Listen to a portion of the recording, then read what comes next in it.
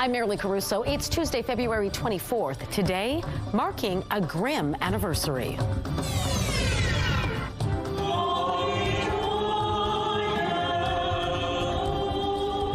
Years of war in Ukraine, how the anniversary of Russia's invasion is being marked here in Winnipeg. Also today, a dangerous situation, how a truck nearly went over a bridge on the perimeter today. Plus, Grandma, it's me. I'm in trouble. Please don't tell Mom. Oh my gosh. Protecting senior citizens from fraud, how a new campaign is trying to convince them to just hang up.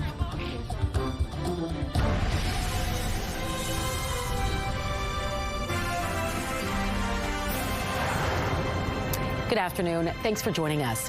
Today marks a grim anniversary. It is the 4th anniversary of Russia's full-scale military invasion of Ukraine. The conflict has killed tens of thousands of people and changed the lives of millions of Ukrainians.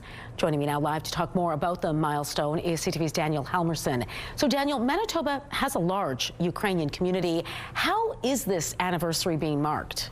Marilee, it's been a day of solemn reflection with many prayers as people here honor the lives lost and the many still at risk.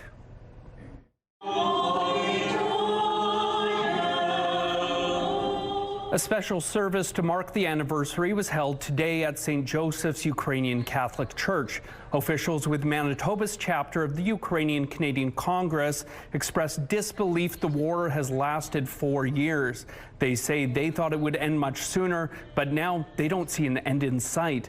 And the cost of the war has been great, both in lives lost and in people forced to leave their homes. They've left. And now some of them don't have a place to go back if they even wanted to. They've been demolished. The drones and the bombs have destroyed hundreds of hospitals, daycares. It's unbelievable. Nearly 300,000 Ukrainians came to Canada through an emergency work and study visa program created after Russia launched its full-scale invasion of Ukraine. Roughly 30,000 have made Manitoba their new home. So how are those refugees doing here in our city? Well, Marilee, CTV's Danton Unger spoke with 2 of those people today, and coming up at 6, he'll have details on how they're making a life for themselves here in Manitoba. All right, looking forward to that. Thanks, Danny. A highly precarious situation unfolded on the East Perimeter Highway this morning. Take a look at this. This is as close as our cameras could get after Mounties closed both directions of the Perimeter Highway. You can see a truck and a trailer dangling from that bridge on the perimeter near Fermor Avenue. RCMP say it was the result of a collision that happened shortly after 8 a.m. The driver was safely removed and taken to hospital as a precaution. Mounties closed the highway so crews could get to work on removing it. Manitoba RCMP have arrested a suspect who allegedly stabbed and killed a dog earlier this month on Ebb and Flow First Nation. It happened February 19th. I should say February 9th. RCMP allege a suspect was seen holding an edged weapon in a man's yard shortly before their dog was found with stab wounds. Investigators say the same suspect went to a second address in the community and allegedly made violent threats. A 37-year-old man is charged with uttering threats and causing unnecessary suffering to an animal. Those charges have not been tested in court. The province and Winnipeg Police Service are launching a new campaign to protect older adults from fraud. It's called Just Hang Up. Hello? Grandma, it's me. I'm in trouble. Please don't tell Mom. The campaign puts a spotlight on what's known as a grandparent scam. This is when somebody calls a senior and pretends to be a loved one or a person of authority. They then create a scenario where the loved one is in trouble and the only way to fix the problem is to send money. The campaign is focused on ensuring older adults are protected both financially and emotionally in a case a scam attempt is made. These fraudsters are professionals. They have it all covered. So that's why we feel it's just best to just hang up. Just hang up, deal with it later, verify, and then you'll be safe. Now, according to the Canadian Anti-Fraud Centre, Manitoba adults over 60 lost around $350,000 to these types of scams in 2024. Justice Minister Matt Wiebe says the campaign is also working to remove the stigma of these scams, and he's urging victims to call police if they've been targeted. The government provided $134,000 from the Criminal Property Forfeiture Fund to create this campaign. Indigenous children will soon have access to more culturally friendly support in times of need. The Children's Hospital Foundation says construction tenders have been issued for an Indigenous healing space at HSC Children's Hospital. It's not only a first for Manitoba, but really a first for the country. The 2,000 square foot facility will offer space for traditional ceremonies, library space for Indigenous language books, and technology to allow people to connect with their home communities. Officials say the concept has been developed since 2015 and was spearheaded by Indigenous elders, health experts, and families. Well, snowy weather and dangerous driving conditions prompted school closures across Manitoba today. Classes in the Interlake, Selkirk, Gimli, and surrounding areas were canceled. Meantime, the city of Winnipeg says crews will start replowing sidewalks and pathways at 7 o'clock once the winds ease up a bit. Plows are scheduled to get to work on back lanes tomorrow at 7 a.m. And a heads up, the residential parking ban will be in effect between 7 a.m. Thursday and 7 p.m. Saturday. Now that means the winter route parking ban will be suspended, but here's where it gets tricky. You're going to want to check which areas are affected by the residential ban, as it's going to change each day and could land you a ticket or a tow if you're parked in the wrong spot. All right, let's bring Colleen Brady now and get a first look at your Skywatch evening forecast. A good chunk of snow fell overnight, and those winds made driving pretty treacherous. What are you tracking for us tonight? Well, snowfall amounts seem to have varied across the Winnipeg region, but with those strong winds, wow, did it create reduced visibility for folks out there on the roads inside the city and out on the highways, but not just specifically in Winnipeg. We saw similar conditions in other parts of the south, but you can see heading into tonight, clearer skies out to the west around Brandon there, even around Portage La Prairie. Brighter skies now in Winnipeg. Still pretty windy. We have some drifting snow out there. The good news is these very bitterly cold winds that had that real bite today, they will back off this evening. As I've already been talking about so far this week, a temperature roller coaster is what we are on, and that is set to continue. I'll show you what I mean coming up. The CTV Live Eye is brought to you by Bath Fitter, exclusive home of the PermaFit solution. In Winnipeg right now, you can see blue sky, but there's drifting snow out there and those north-northwest winds at 36 kilometers an hour. The temperature is -16, and with those winds, the wind chill feels like -28. The pressure is rising, keeping the sky clear, and the humidity is 71%. Out in traffic on this Tuesday afternoon, a live look at the Norwood Bridge. Not a lot of traffic to look out right there right now. Small animals, they don't have a voice, and I felt like he needed someone to be his voice. Saving each other, how an animal rescue led to a better life for a human.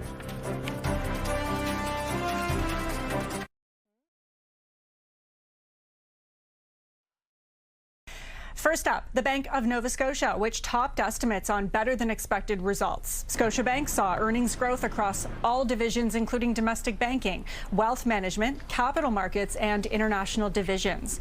The Toronto-based company has been slashing expenses to improve operations and says earnings growth should accelerate in 2026. And here are the closing numbers for the day. The Canadian dollar was down 2 cents to end the day. West Texas Intermediate dropped to 66.26.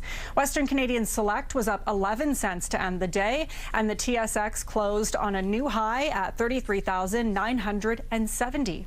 Those are your business headlines. I'm Lindsay Biscaya. Market Watch is brought to you by Manitoba Blue Cross. Group health plans for any size business. From responsibility to gratitude, pets can be a source of a lot of life lessons, and in some cases, they can be a lot more. SCTV's Adam Sawatsky shows you an abandoned bunny helped a woman save herself. Oh, there's tons. Well, it's not unusual to happen upon deer in a park. My gosh. Madison Davenport never expected to stumble upon a social media post about baby bunnies abandoned by a construction site. It was instant tugging at my heartstrings, and that's when I knew, okay, I think I have to help somehow. So, until a rescue society could be contacted the next day, Madison agreed to look after a bunny overnight. I had a bathtub, and that was the best option. Madison filled the tub with all sorts of stuff to make the bunny feel safe for the short term, until she learned that all the animal rescues were full and committed to keep the bunny for the long term, despite never raising one before. Small animals, they don't have a voice, and I felt like he needed someone to be his voice. But first, he needed to be called something, and Madison named the bunny after one of the buildings near where he'd been found, Motel. And then I thought, it's embarrassing going to the vet and saying, here's Motel. So she started calling him Mosby at the vet, Mo at home, and Momo. Whenever he'd cuddle up so close, Madison would realize she had to change her life. When I found Mo, I was going through an intimate partner violence situation. It's hard to leave, and I know I needed a safe place for myself, but also for this life that I now was responsible for. During the process of saving Mo, Madison says she found the courage, strength, and resilience to save herself. He, in a way, is my cheerleader, although he can't talk, and with giving him a voice, he also helped me to find mine.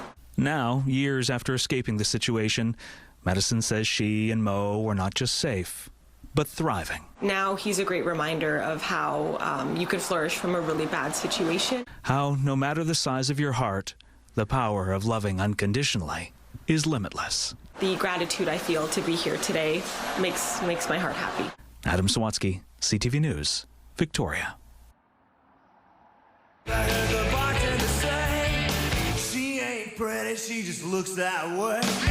2 concerts for the price of 1. What Canadian acts will be performing in our city? Have a news tip? When you see news happening, let CTV News Winnipeg know. Text your tips, pictures, and videos to 10400. That's 10400. Message and data rates may apply.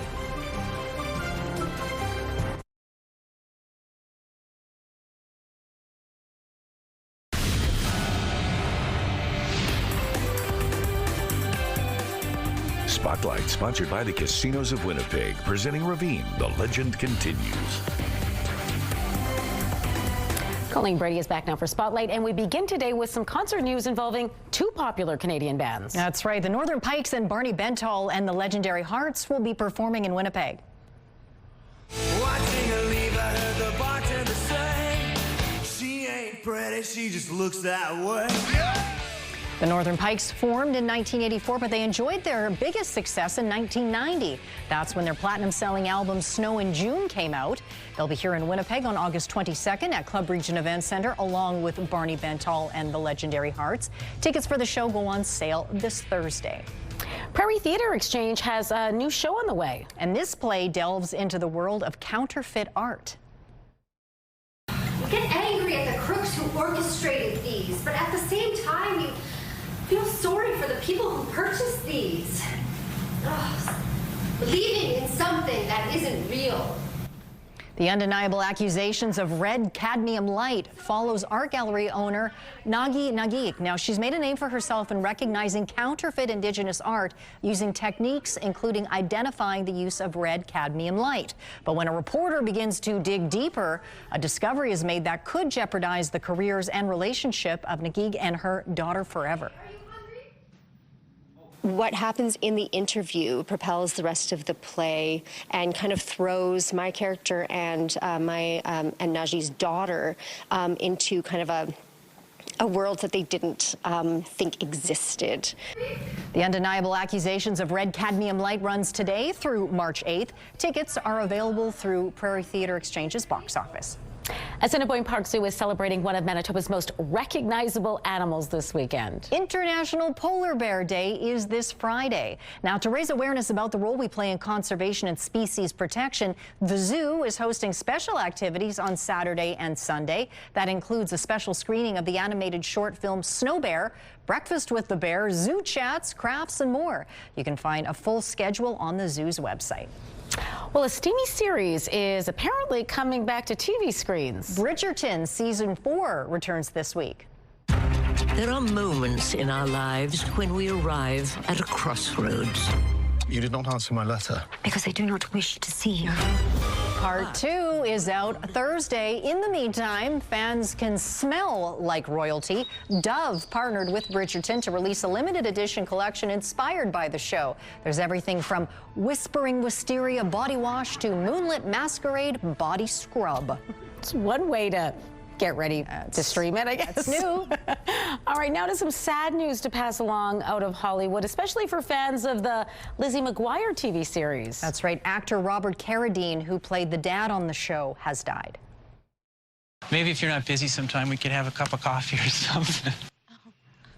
Robert Carradine is best known for starring in Revenge of the Nerds, The Long Riders, and in the 2000s, he was on Lizzie McGuire as the title character's father. Hilary Duff says on social media she's grateful for the warmth Carradine showed her on the set. In a statement to Deadline, Carradine's family says he struggled with bipolar disorder. They express hope his story can alleviate the stigma around the mental illness. Robert Carradine was 71. Well, I haven't seen a clip from Revenge of the Nerds in a long time. A long time. Flashback. Yep. All right, thanks, Colleen. You're welcome. Your Tuesday primetime lineup kicks off with the special agent Will Trent at 7. Best Medicine is next up at 8. That's followed by 3 back-to-back episodes of, you guessed it, The Big Bang Theory, starting at 9. It's all right here on CTV.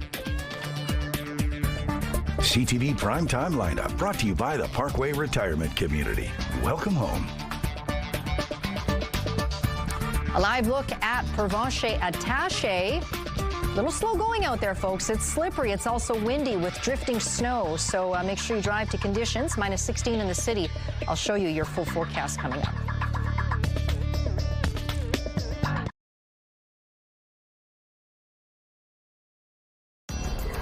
Women's clothing provided by RW & Company. Salon services provided by Essentique Spa Salon. Well, if you thought our weather was bad yesterday, wait till you see this, because much of the U.S. Northeast is still digging out after it was hammered by a massive winter storm. States of emergency remain in effect in New York and New Jersey, as well as Connecticut. Meteorologists are calling yesterday's storm the strongest in a decade. It dumped more than 60 centimeters of snow in parts of the Northeast. Transportation is coming back in some cities, and power has returned for some of the hundreds of thousands who lost electricity in several states. Meantime, though, the Weather Service is tracking another storm that could bring even more snow to the region later this week.